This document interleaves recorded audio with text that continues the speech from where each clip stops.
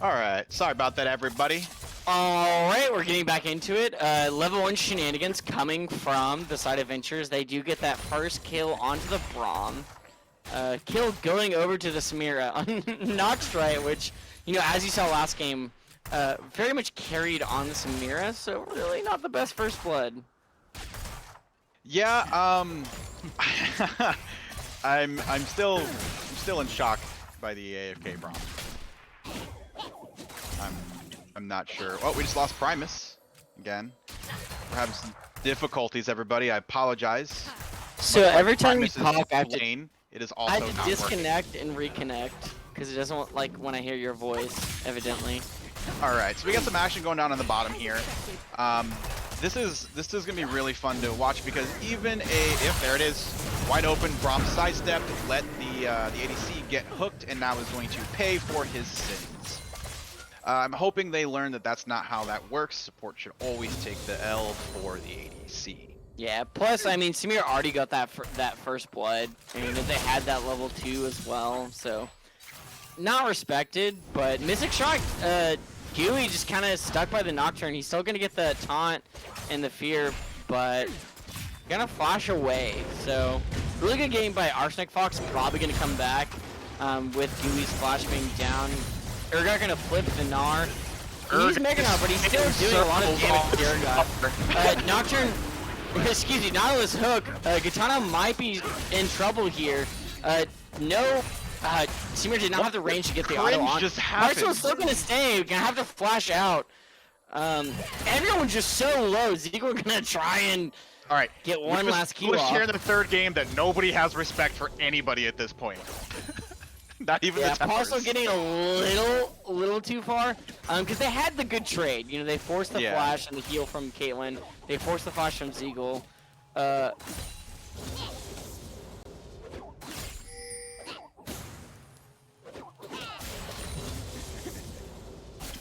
Okay, so I don't know if the logos got flipped, but Ventures is on red side.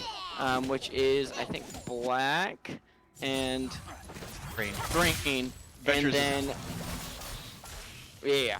So, Logan's got a little flip. And it's also not Wookiee and Primus, it's Matcha and Primus. So, yeah. Wookiee is way more attractive than I am. Yeah, you're probably right. He's got a very distinguished facial hair region. Yeah. So this is a very interesting top lane situation that's been happening. Pug is stuck. He's stuck between the Nocturne. Arsenic Fox is gonna flash out with the kill. Yeah, so this was dangerous. I know you wanted to say it was a iffy top lane as they were killing them. So, but as you were saying.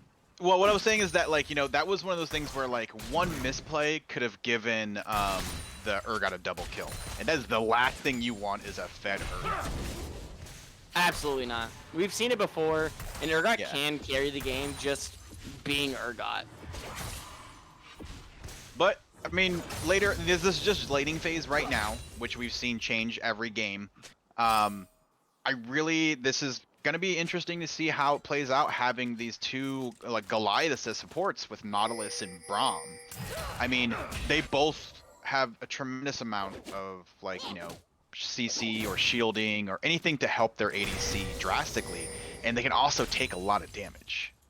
Which you know, not as much right now, but he will be able to. He's got a beautiful engagement. Great hook with Nas, Rusty going in. Nostrike gun, and then Mystic Shot coming in.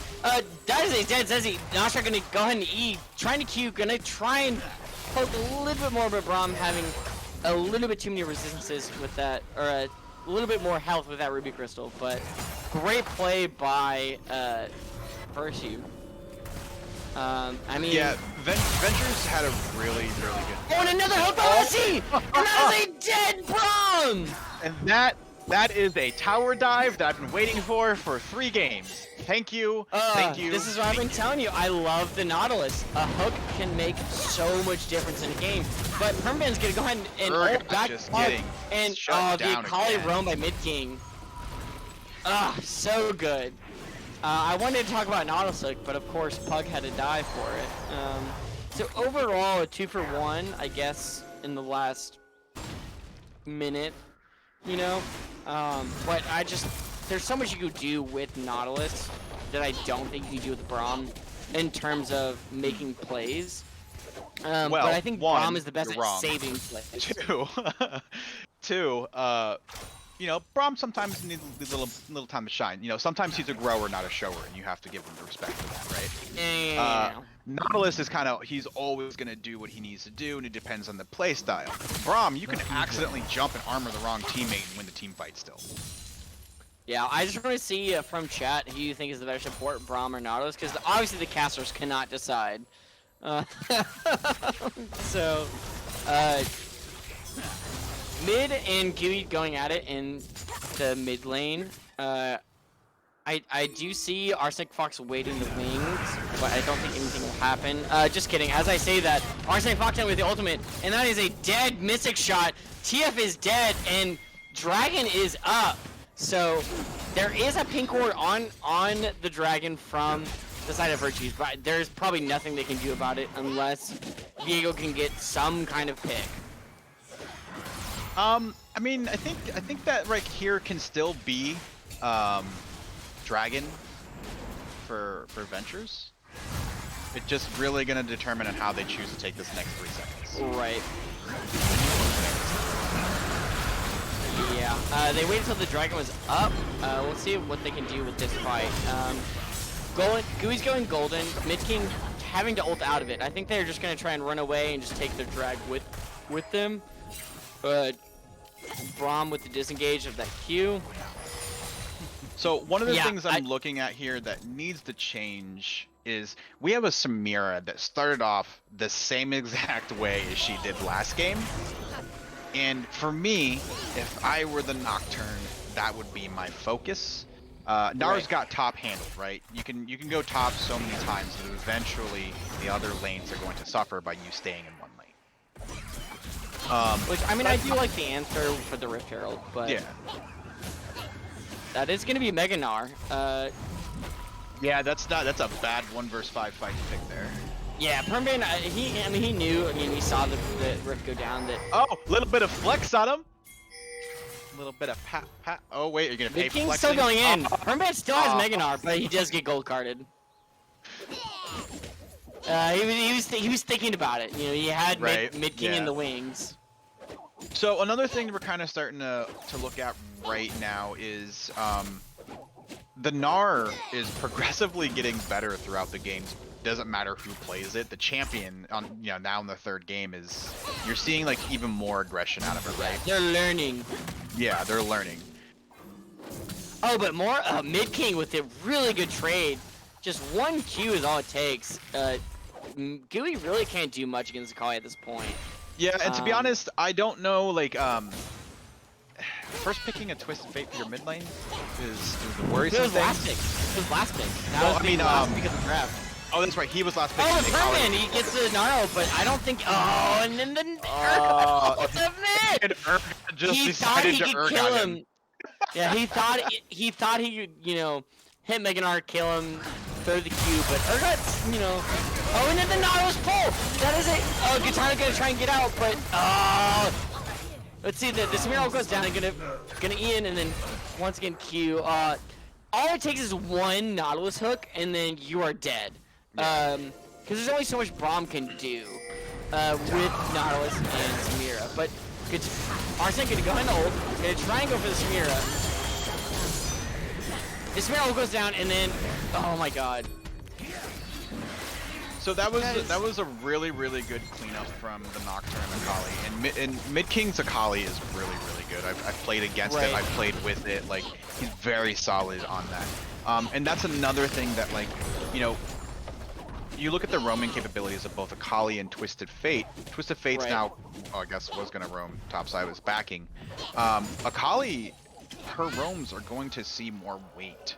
Especially if Twisted Fate can't pull anything off. Yeah. Right. Urgot is going to naturally progress because he's Urgot and that's what he does.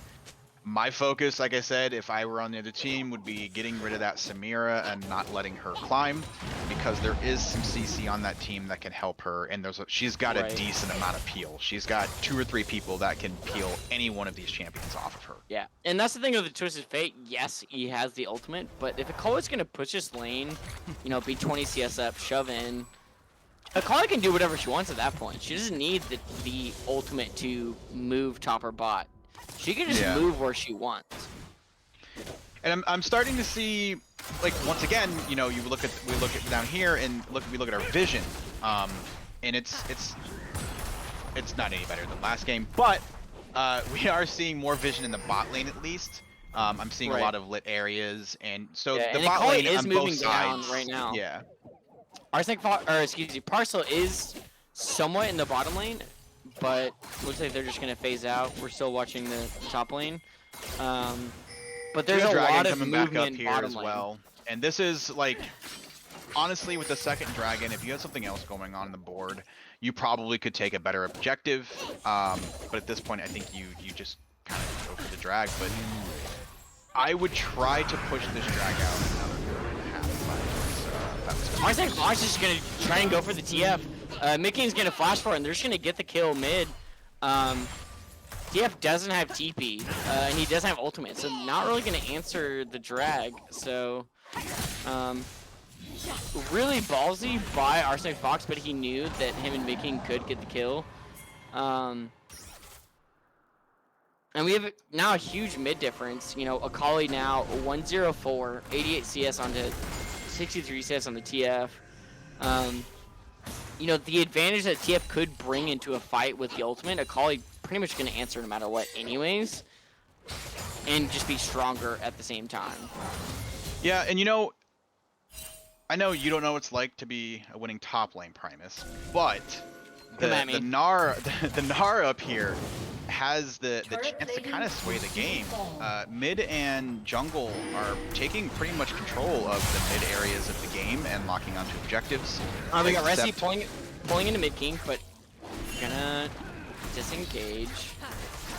Really good pull to try and just. This is Ventures. Nocturne's not even anywhere near the dragon. No. So, one of the things that we always, you always want to try to avoid is giving up something for free. If you can prevent that from happening. You know, if 4 of them were there, they could have collapsed on this Urgot up here, the Nocturne and the Gnar, and got another Urgot kill, and maybe immediately moved to Rift afterwards. Yeah, done something to answer. Yeah. So we're gonna have to kind of watch and see if they start like doing more with the time and what they have going on for them. Like being aware of your map is something you have to be aware of. Yeah, which Arsenic Fox is taking advantage. He's gonna try and 1v1 this Viego. Kind of sidesteps, but he's gonna get the solo kill, which isn't exactly the answer they wanted. But he also might try and kill this Pug is lost and this Urgot.